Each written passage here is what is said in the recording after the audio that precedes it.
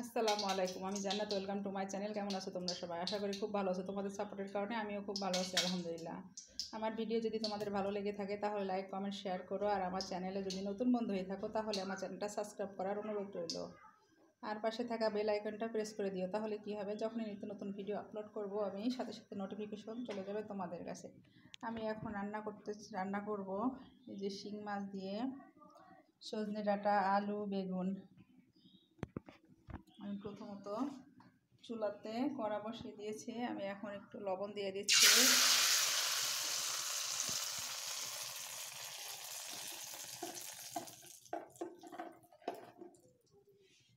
লবণের মধ্যে হলুদ দিয়ে দিলাম, ঝালের গুঁড়া দিয়ে দিলাম। এখন আমি সবজিটা দিয়ে দেবো। বিসমিল্লাহির রহমানির রহিম।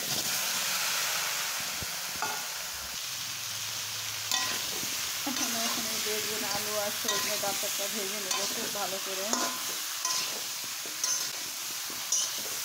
যখন ভাজা ভাজা হয়ে আসবে তখন আমি এটাকে নামিয়ে রাখবো। ভাজা হয়ে গেলে শুকনো একটা ফ্লেভারের নিচে চলে আসবে।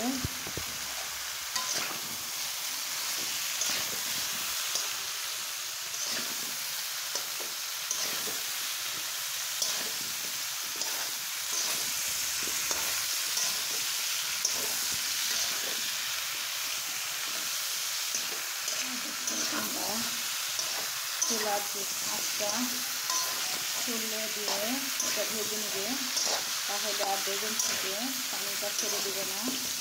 কারণ পানি ছেড়ে দিলে বেগুনটা নরম হয়ে যাবে, তখন আর ভাজার যত সুন্দর ফ্লেভার সেটা আসবে না।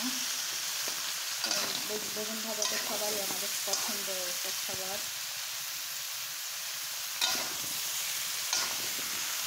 যতক্ষণ না ভাজা হবে এটা আমরা সুন্দর করে ভাজতেই থাকবো।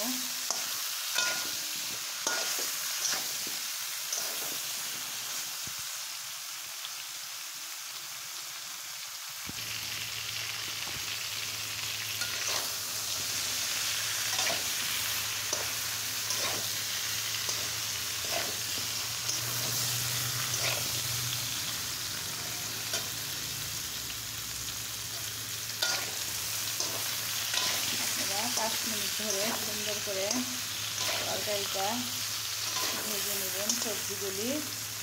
সবজিগুলি যত সুন্দর করে ভাজা হবে তরকারির টেস্টটাও 4 গুণ বেড়ে যাবে।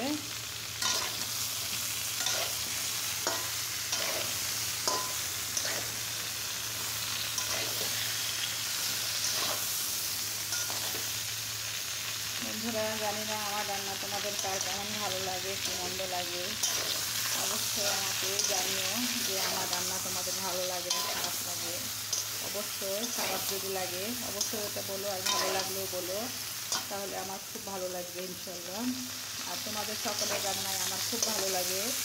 আমি সবসময়ের জন্য তোমাদের ফুল ভিডিও দেখি, তারপরে লাইক কমেন্ট করে রাখি, আর ইনশাল্লাহ রাখবো অল টাইম।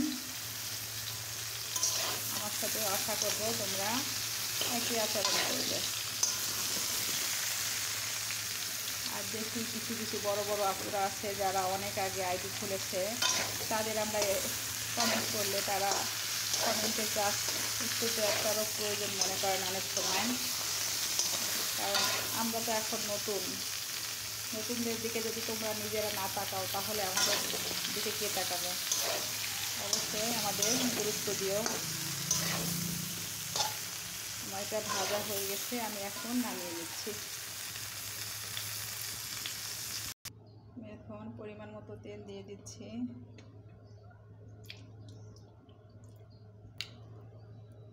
পেঁয়াজ কুচি দিয়ে দিচ্ছি।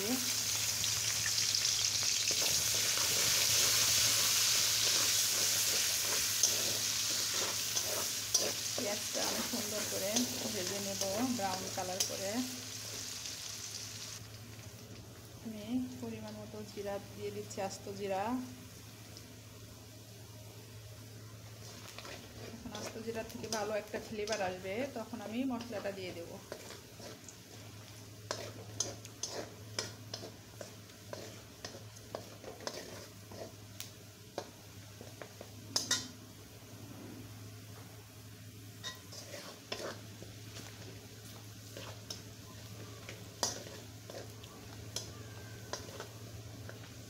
পাচ্ছ আমার পেঁয়াজটা ভাজা হয়ে গেছে, জিরাটা থেকে সুন্দর একটা ফ্লেভার আসছে। আমি এখন বাটা মশলাটা দিয়ে দিচ্ছি।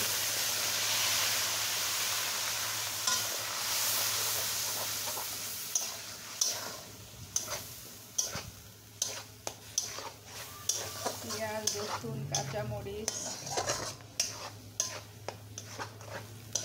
সকল মশলা আমি পেস্ট করে দিয়ে দিলাম।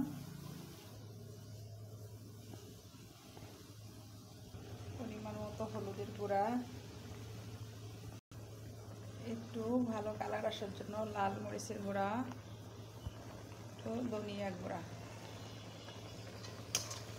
এখন আমি মশলাটা সুন্দর করে কষিয়ে নেব। আমি আলু বেগুন আর ডাটা সুন্দর করে ভেজে নেওয়ার সময় লবণ দিয়েছিলাম, এখন জাস্ট মশলার কারণে লবণটা দিলাম।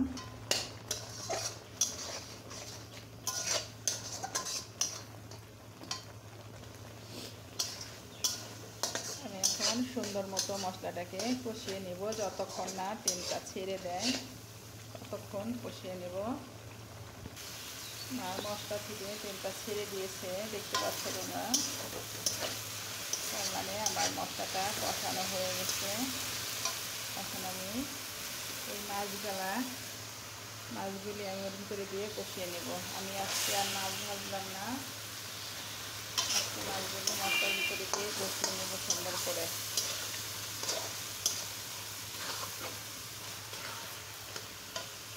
দুই মিনিট জাস্ট কষাবো। আমার মাছগুলোকে কষিয়ে নেওয়া হয়ে গেছে, আমি এখন এটা উঠিয়ে নেব।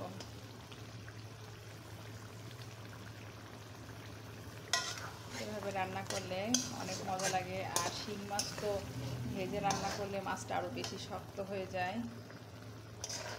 শিং মাছ বলো, গুচুই মাছ বলো, যে কোনো মাছই এই দুই ধরন এই মাছগুলোকে ভাজলে আরও বেশি আর লাঠির মতো শক্ত হয়ে যায়।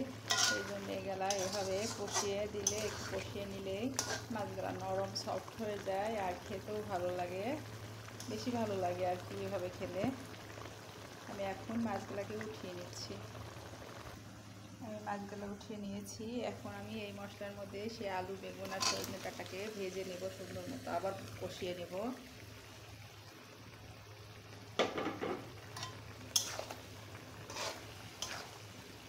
কারণ আমি তো 80% কাজ সেরে রেখেছি, আমি ভেজেই রেখেছিলাম। জাস্ট 2 মিনিট মতো আমি নাড়বো, নেড়ে পানি দিয়ে দিব।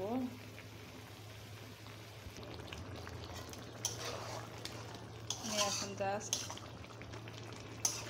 একটু ভেজে নেব, একটু ভেজে নিয়ে পানি দিয়ে দেব।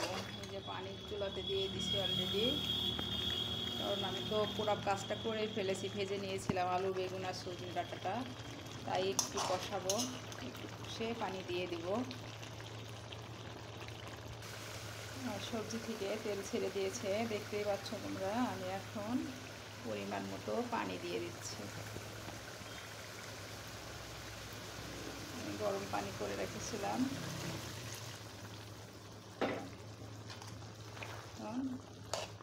সবজিটা আমি 5 মিনিটের জন্য ঢেকে দেব। যে পানিটা ফুটে আসবে তখন মাছগুলো দিয়ে দেবো। ফুটতে 1 মিনিটও লাগবে না, কারণ আমার ফুটান্ত গরম পানি।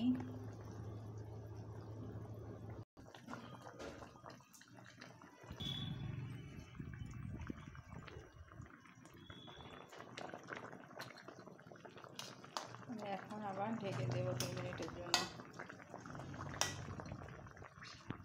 আমি এখন তোমাদের পরিবেশন করে দেখাচ্ছি।